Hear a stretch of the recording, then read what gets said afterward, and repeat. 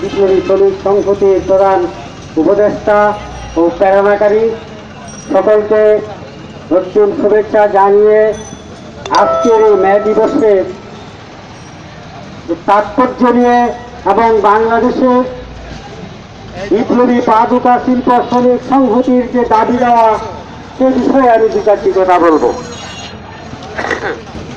সংগ্রামী সাথী ও বন্ধুগণ,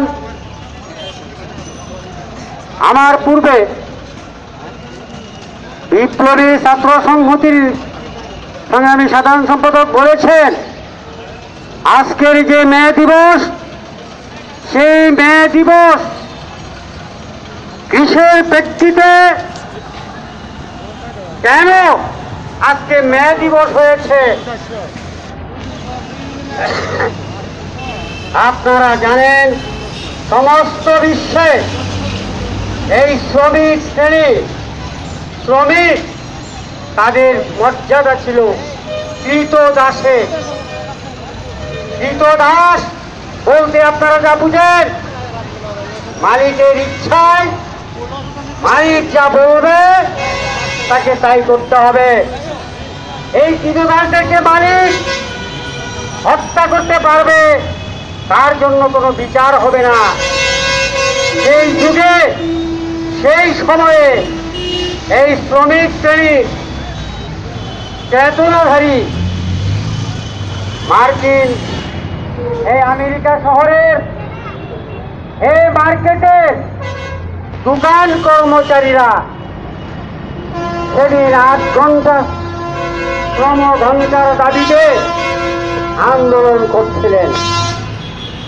সেই আন্দোলনে এই মার্কেটের শ্রমিকদের সঙ্গে এই মার্কেটের মালিকদের সংঘর্ষ হয়। সেই সংঘর্ষে সেদিন আমেরিকার রাষ্ট্র, আমেরিকার পুলিশ মালিকদের পক্ষে অবস্থান নেন এবং শ্রমিকদের আন্দোলনকে স্তব্ধ করার জন্য 1886 সালে সেই মার্কেটে শ্রমিকদের উপর নির্বিচারে গুলি চালান। এই গুলির প্রেক্ষিতে মার্কেটের শ্রমিক নেতৃত্ব নিহত হন বা শহীদ হন। পরবর্তীতে এই লুটেরা রাষ্ট্র ব্যবস্থা সেই শ্রমিকদের বিরুদ্ধে অরাজকতার সৃষ্টি মামলা দায়ের করে তাদের বিরুদ্ধে মৃত্যুদণ্ড জারি করে এই জিনা ঢুকে ঘুরে সেদিনকার সেই নেতৃত্বের একটি অংশ আত্মহত্যা করতে বাধ্য হয়।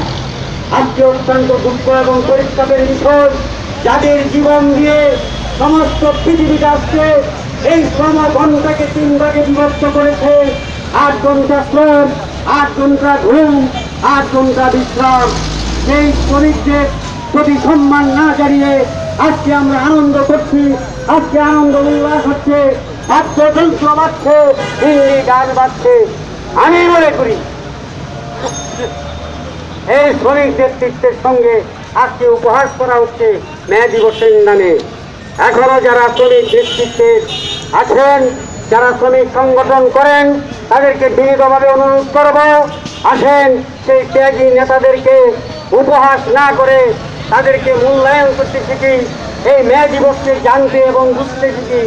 তাই বন্ধুগণ, আজকে পাদুকা শিল্প শ্রমিক সংহতির এই যে সমাবেশে তাদের দাবি হচ্ছে একটা, যে বিদেশি জুতা আমদানি বন্ধ করো, পাদুকা শিল্পকে জাতীয় শিল্প হিসেবে ঘোষণা করো, পাদুকা শ্রমিকদেরকে বাঁচার মতো মজুরি দাও, তাদেরকে বাঁচার মতো আবাসন দাও এবং তাদের পরিচয়পত্র দাও। এই যে ন্যায্য যে দাবিগুলো, সেই দাবিগুলোর প্রতি অত্যন্ত সমর্থন জানিয়ে বাংলাদেশের বিপ্লবী ওয়ার্কার্স পার্টি পক্ষ থেকে শ্রমিকদের এই দাবির সঙ্গে সর্বসময় আমরা ঐক্যবদ্ধ থাকবো এবং পাশে দাঁড়িয়ে আন্দোলন সংগ্রাম করবো, সেই আহ্বান রেখে আমি আমার বক্তব্য